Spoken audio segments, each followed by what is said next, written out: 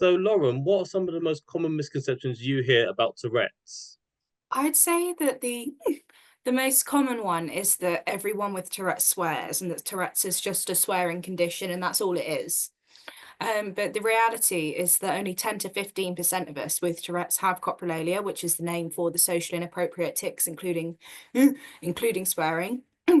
And like I am a part of this percentage, so I do have swearing tics, but the vast majority of my tics aren't inappropriate.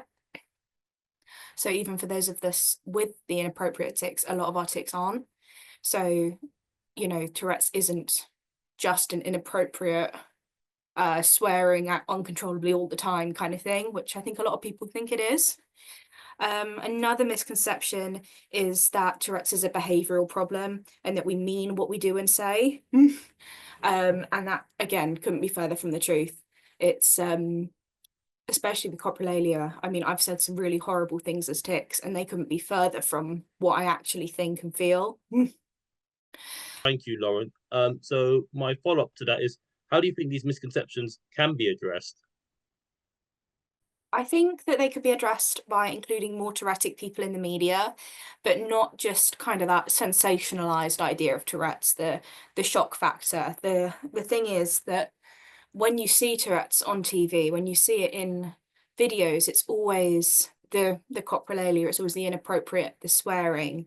But I think it's important that the media shows people without coprolalia as well, so people understand that Tourette's isn't just swearing and that a lot of people with Tourette's don't swear, and their tics are just as valid as those of us who do.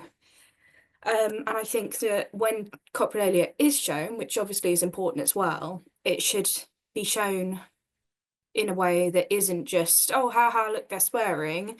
You should show the unfunny, the realistic side of it, show the pain, the embarrassment, the isolation that it causes. Because, I mean, it's got to the point that almost every time I leave the house, I experience harassment in some form. I've had people telling me, I've had people tell the bus driver not to let me on the bus, saying, oh, I can't be expected to share the bus with that, can I? And like gesturing at me. I've had people shouting at me to get out of public spaces. I should stay at home. I shouldn't be around children because, like I said earlier, I work in a SEN school and college. I've been told that I shouldn't do that because I've got Tourette's, that I'm a danger to children, which again, not true. So I think it's important that we show more people Tourette's in the media, but show the realistic side of Tourette's, what it's actually like, rather than just shown for the shock and the entertainment factor.